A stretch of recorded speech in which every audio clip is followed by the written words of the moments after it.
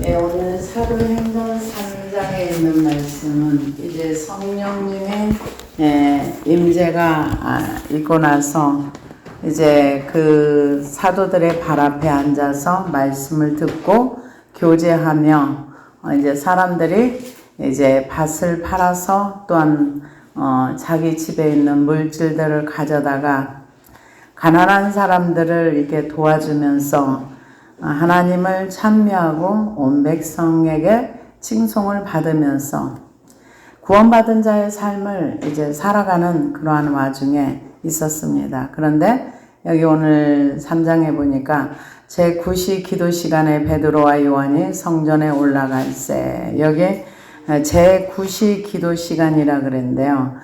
유대인들은 하루에 3번씩 기도를 했습니다.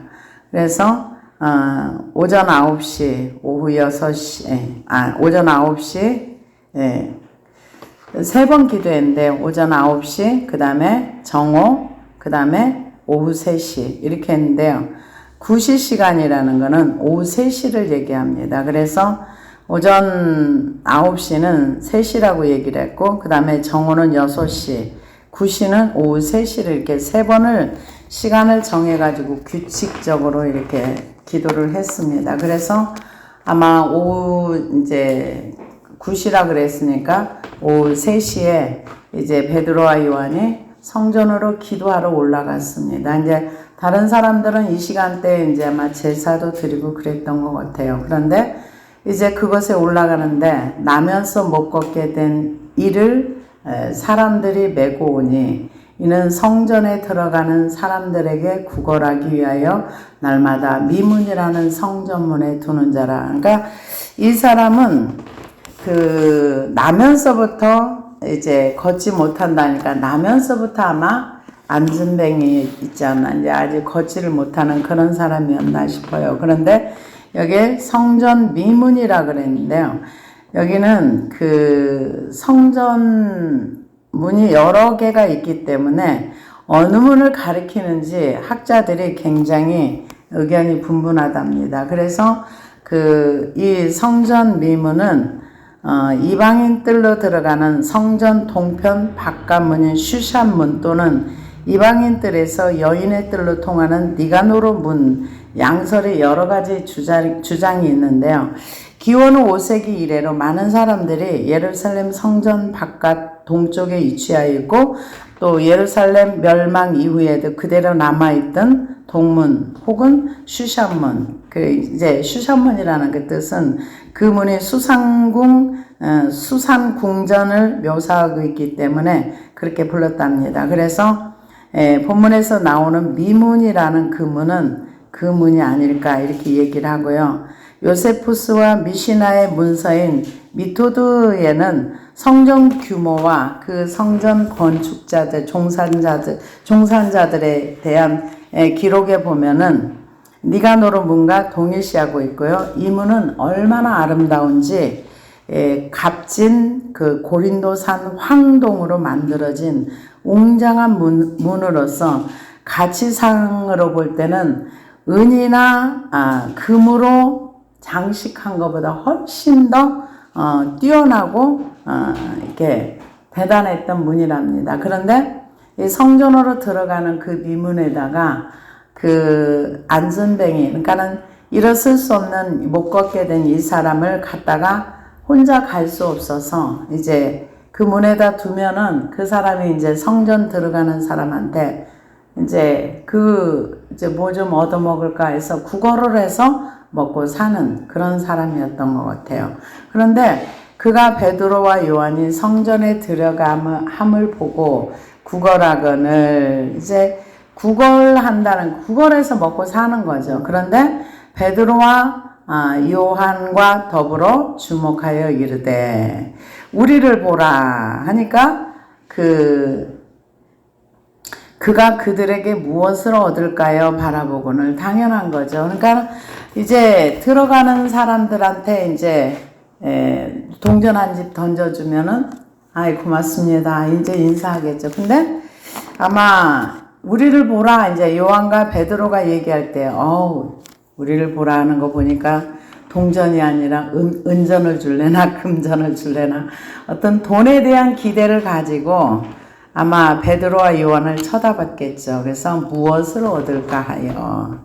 그래서 이 원문에 보면은 주목이라는 말을 아테네조라는 단어를 쓰는데요. 그냥 강한 시선으로 똑바로 쳐다보라. 관심을 가지면서 이제 제대로 쳐다봐 이런 뜻이라고 볼 수 있습니다. 그런데 여기에다 대고 뭐라고 베드로가 얘기하느냐 바라보니까 베드로가 이르되 은과 금은 내게 없거니와 내게 있는 이것을 내게 주노니 나사렛 예수 그리스도의 이름으로 일어나 걸으라 하고 오른손을 잡아 일으키니 발과 발목이 곧 힘을 얻고 뛰어서서 걸으며 그들과 함께 성전으로 들어가면서 걷기도 하고 뛰기도 하며 하나님을 찬송하니 모든 백성이 그 걷는 것과 하나님을 찬송함을 보고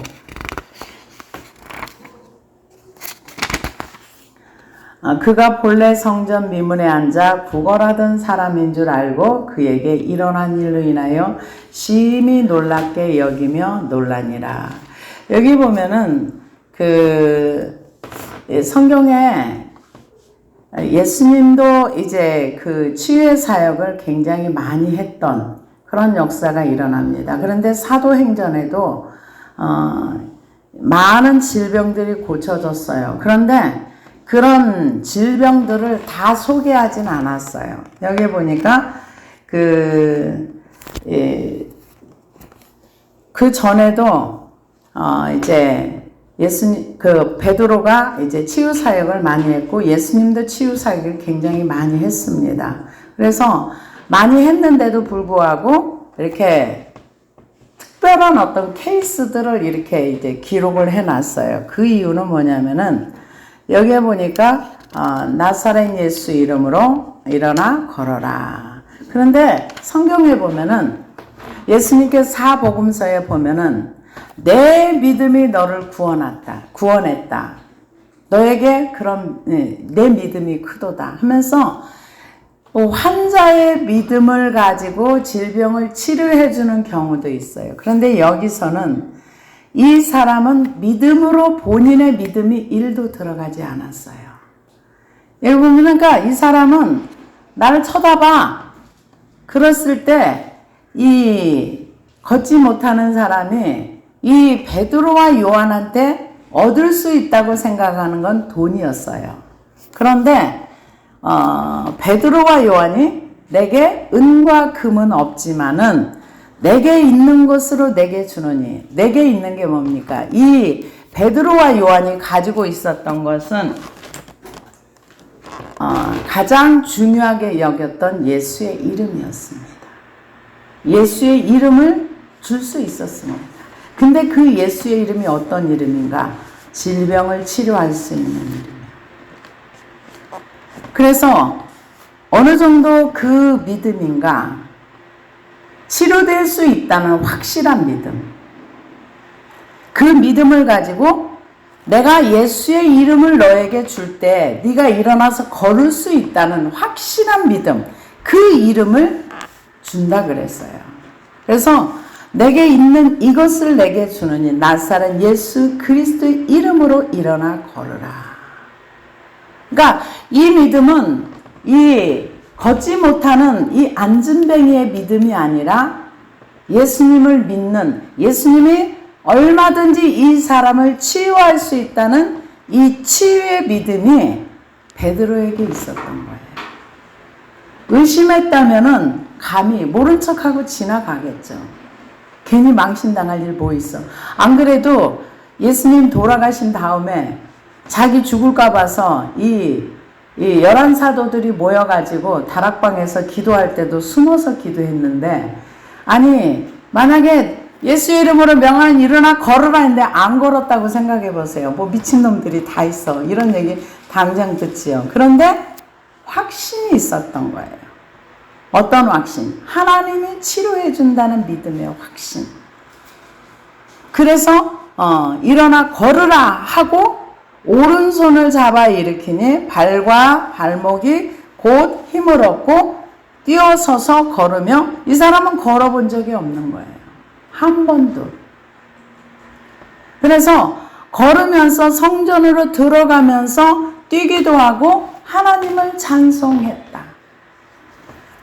그래서 모든 백성이 그 걷는 것과 하나님을 찬송함을 보고 그가 본래 성전 미문에 앉아 구걸하던 사람인 줄 알고 그에게 일어난 일로 인하여 심히 놀랍게 여기며 놀라니라. 당연히 놀라죠.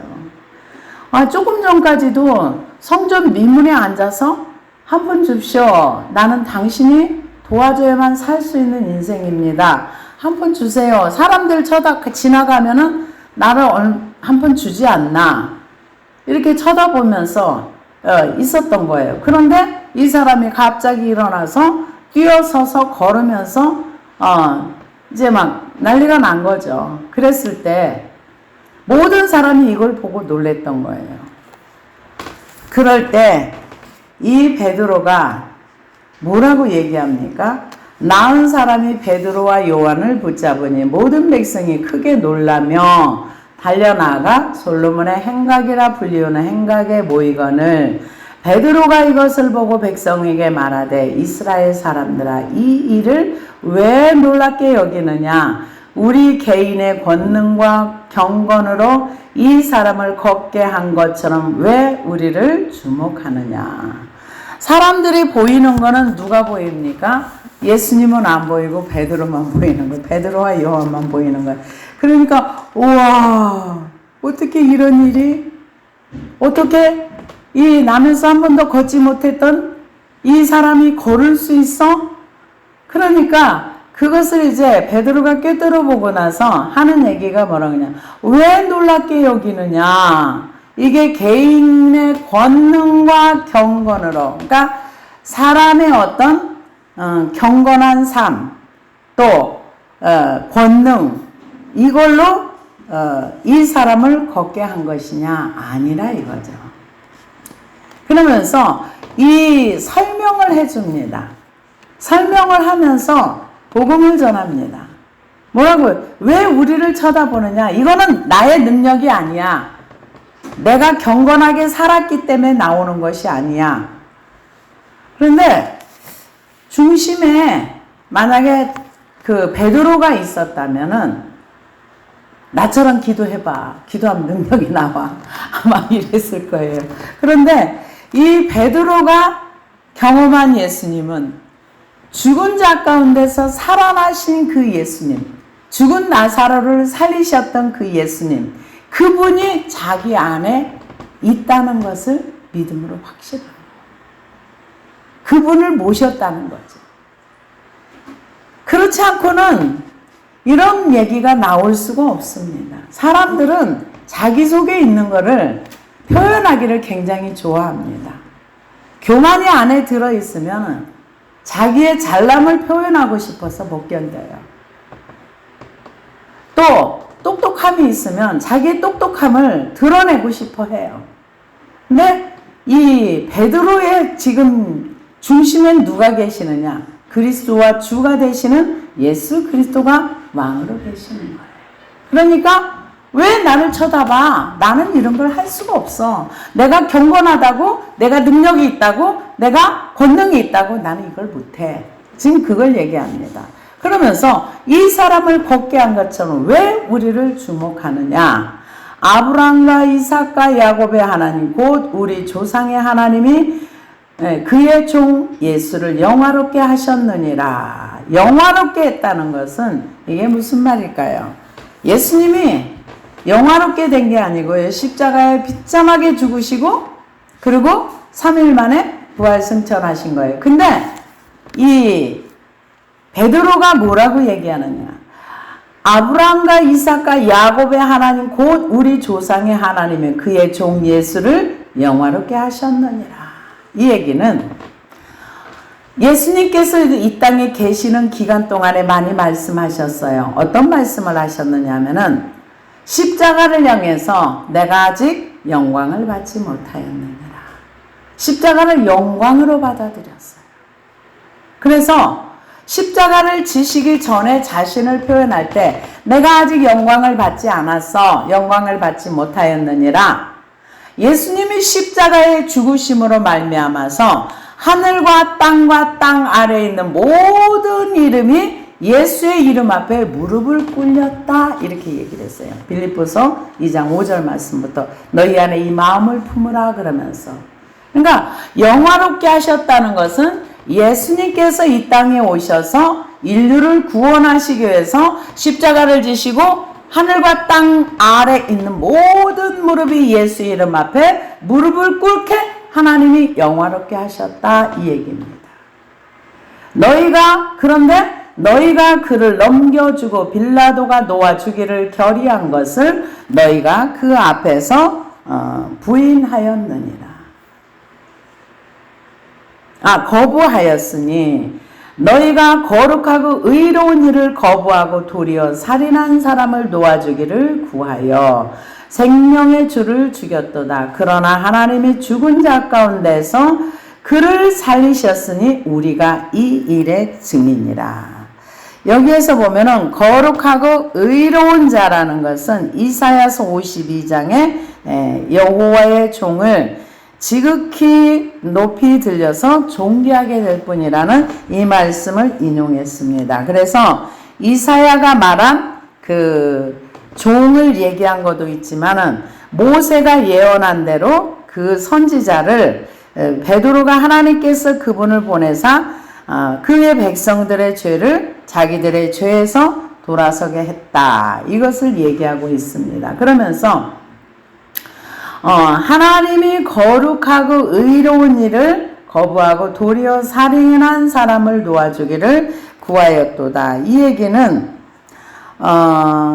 누가복음에 나오는 얘기입니다. 누가복음에 보면은 이 말씀에 대해서 나오면서 이제 빌라도가 나는 이 사람에게서 죄를 찾지 못했다. 그래서 나는 이 사람을 때려 놓겠다. 그랬을 때 아니다. 우리는 예수가 죽기를 원한다. 그러면서 그렇게 얘기를 했습니다. 그런데 우리가 성경을 보면은 누가복음 23장입니다. 빌라도가 대제사장들과 무리에게 이르되 내가 보니 이 사람에겐 죄가 없도다.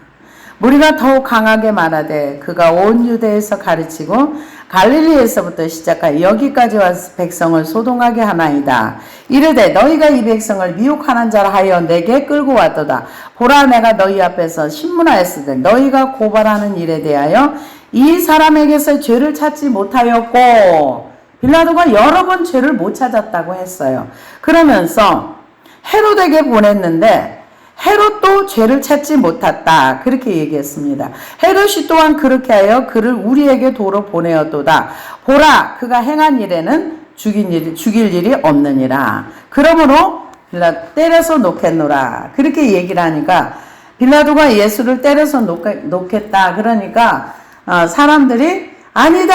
이 사람은 십자가에 못 박아서 죽어야 됩니다. 그러면서 계속 재촉했을 때 그냥 그대로 해라. 그러고 빌라도가 넘겨줬습니다. 그래서 그 죄가 없는 것을 빌라도가 알고도 그렇게 한 그 대가를 2000년이 넘는 긴 시간 동안 본디오 빌라도가 기독교인들의 그 입에서 사도신경에서 끊임없이 죄 없는 사람을 죽였다는 그 이름이 지금까지도 이어져 오는 것을 볼 수 있습니다.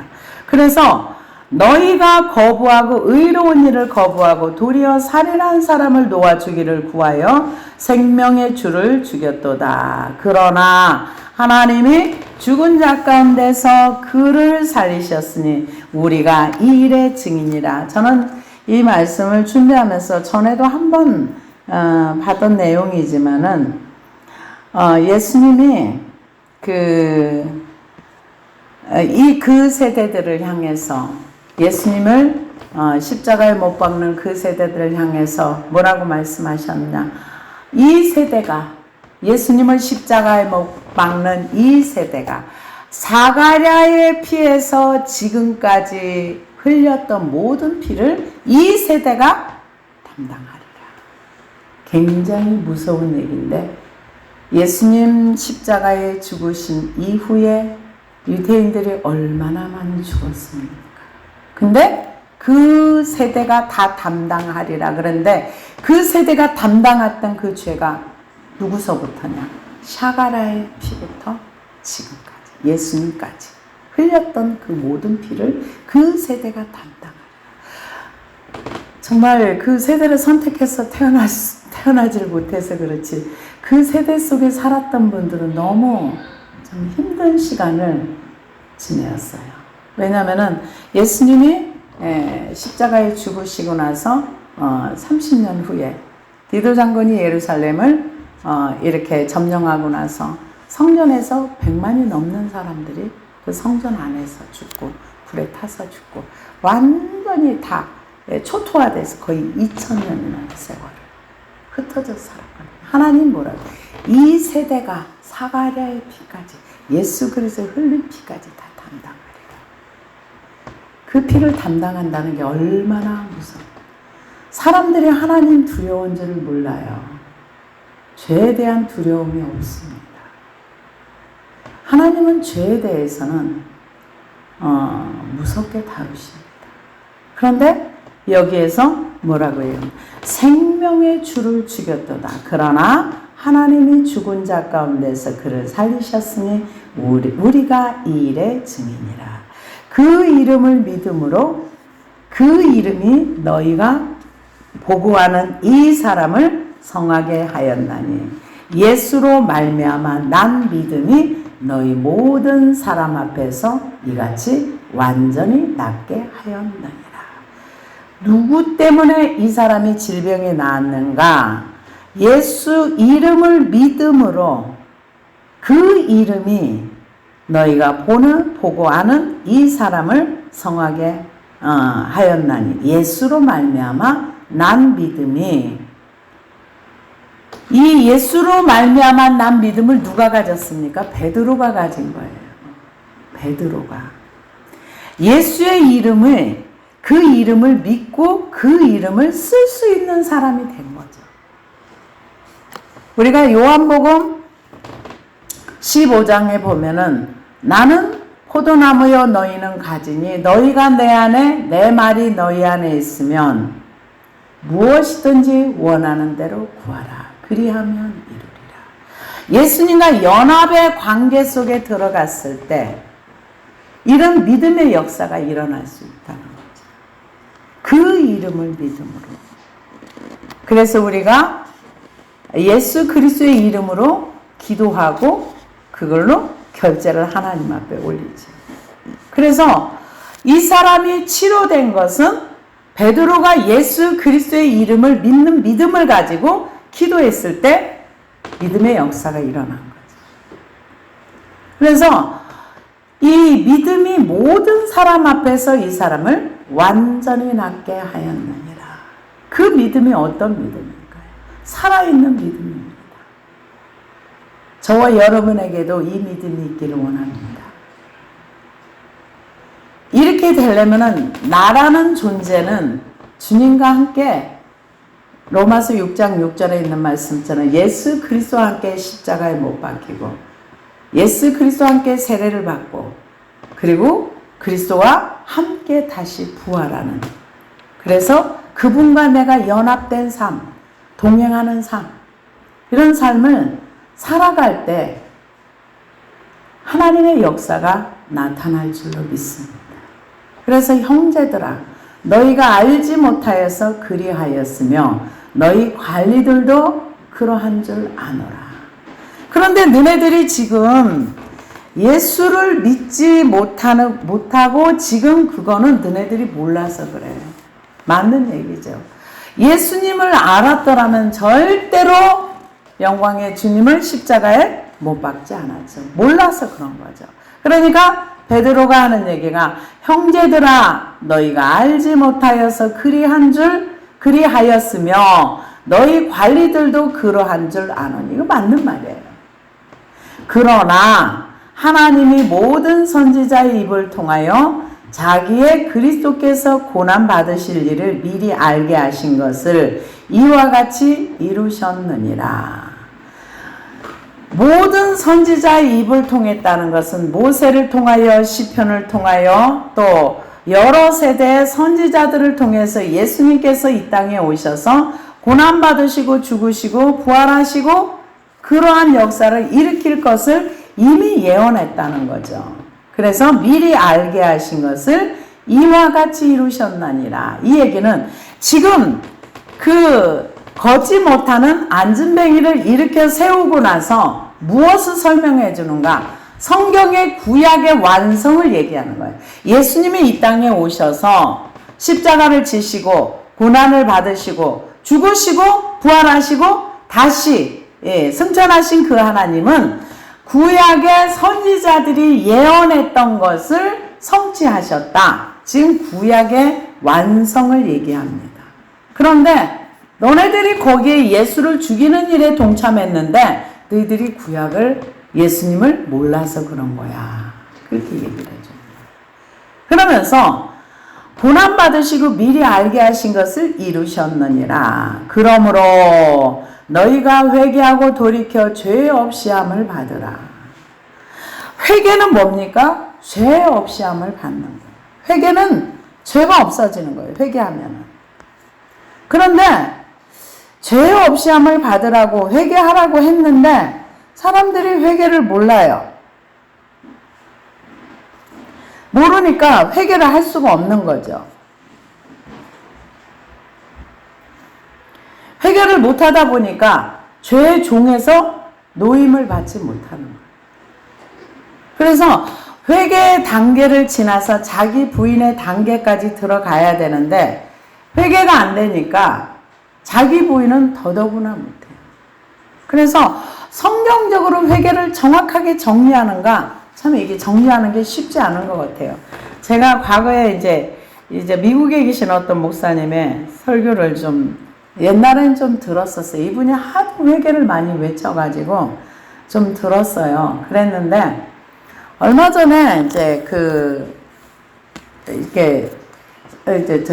동영상이 떴길래 봤는데 미국에서 한 600~700명 모이는 교회면 큰 교회입니다. 한국에서도 뭐 아주 적은 교회가 아닌데 미국 교포들 사이에서 한 600명 이상 모였던 교회라는데 그분이 얼굴이 많이 상해가지고 그래서 이제 목사님하고 항상 이분이 회개는 이렇게 외치는데 회개를 모르면서 이렇게 회개를 외쳐서 어쩌면 좋을까? 우리가 한번 만나서 이분에 대해서 회개에 대해서 좀 얘기 좀 하면 좋을 것 같은데 이런 얘기들을 중간중간에 많이 나눴어요. 그런데 이분이 이제 교회를 사임하는 쪽으로 이렇게 얘기를 하면서 잠깐 자신의 이제 간증을 이렇게 넣었더라고요. 그러면서 뭐라고 얘기를 했느냐면은 자기가 뇌출혈이 와가지고 병원에서 이제 뇌출혈 가운데 고통 가운데 쓰러져 있는데 그때 주님이 오셔서 자기가 입원해서 인사불성이 된 싹군 목사야. 제가 굉장히 충격을 먹었어요. 진짜 목사님 중에 이분만큼 회개에 대해서 맨날 죽임당하는 어린 양에 대한 회개를 외치는데 근데 좀 이렇게 회개는 외치는데 회개에 대해서 정확한 인식이 안 되다 보니까 항상 회개를 외치면서 뭐라고 말씀을 하시냐면은 제가 가르치는 회개가요 바르지 않을 수도 있어요.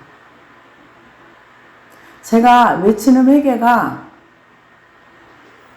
정확하지 않을 수 있습니다. 이 얘기를 이렇게 가끔 하시더라고요. 그래서 유난히 회개를 많이 외치길래 좀 몇 번 전에 좀 설교를 좀 누가 소개를 해서 좀 들었었어요.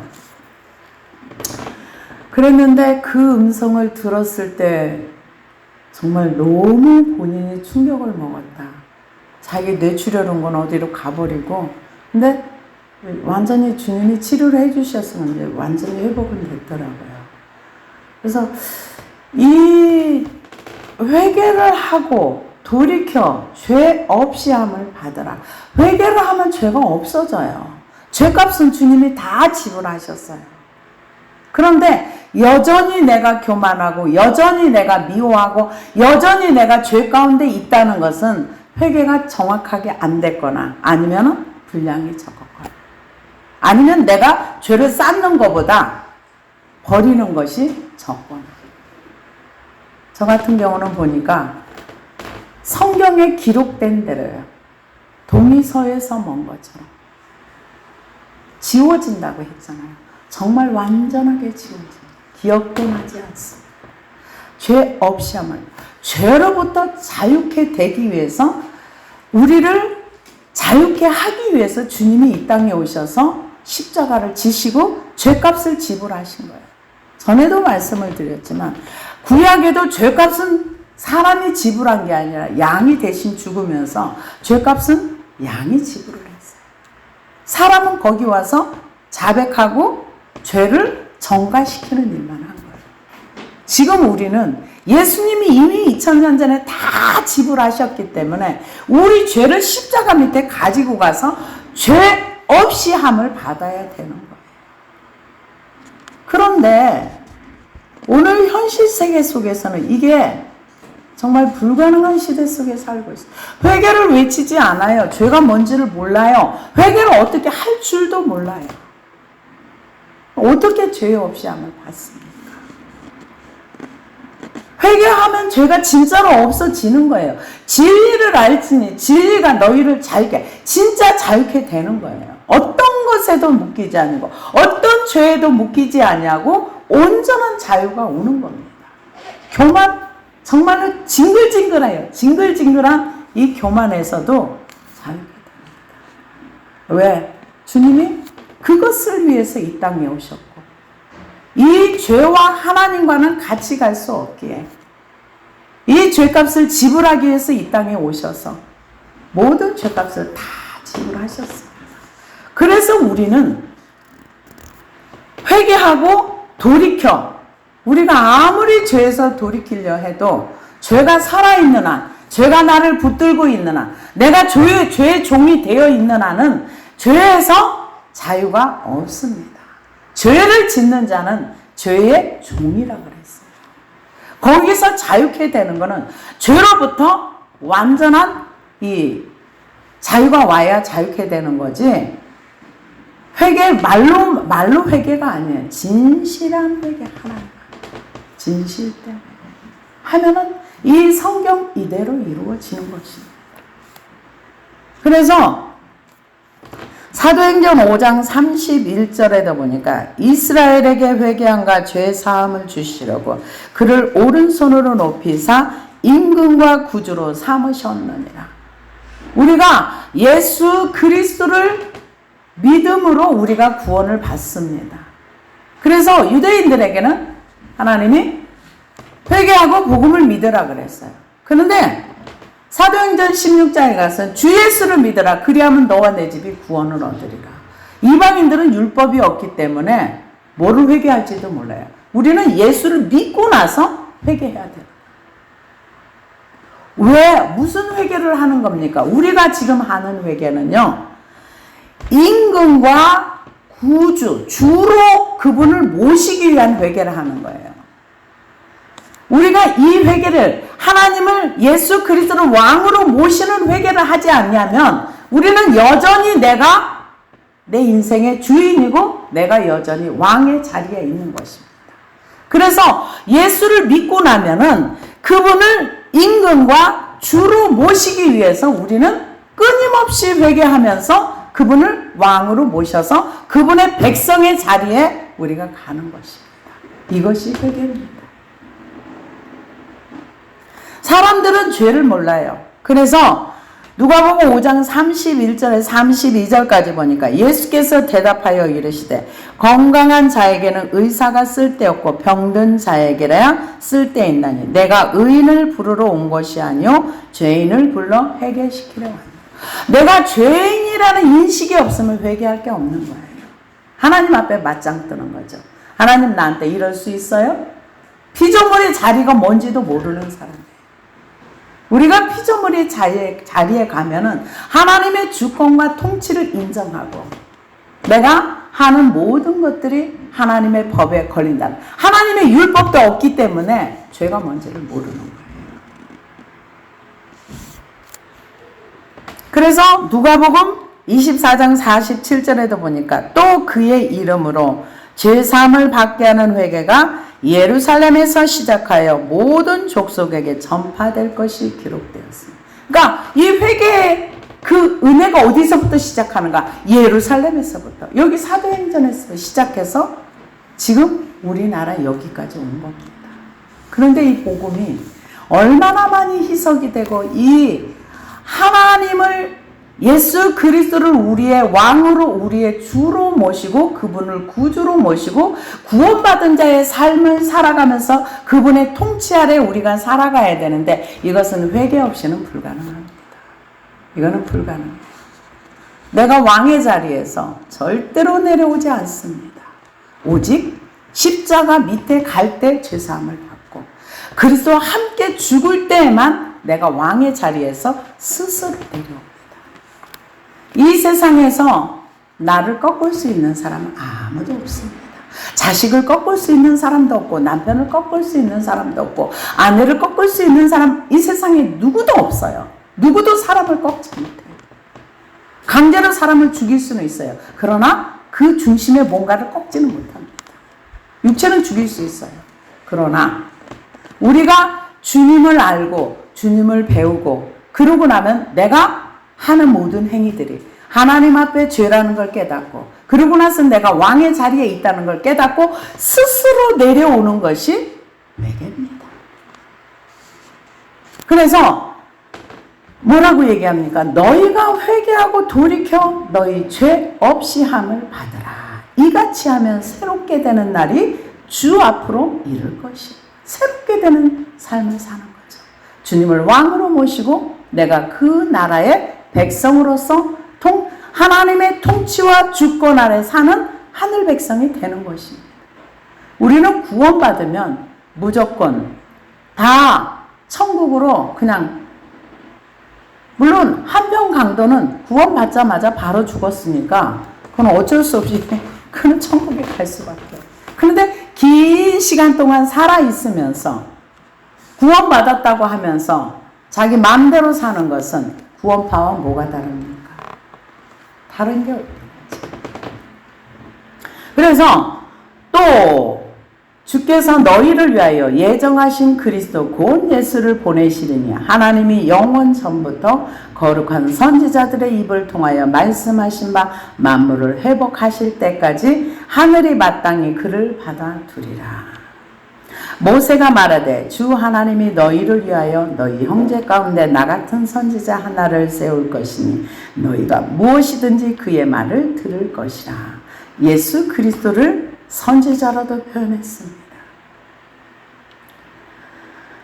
누구든지 그 선지자의 말을 듣지 아니하는 자는 백성 중에서 멸망받으리라 하였고 또 한 사무엘 때부터 이어 말한 모든 선지자도 이때를 가리켜 말하여. 이게 누구냐?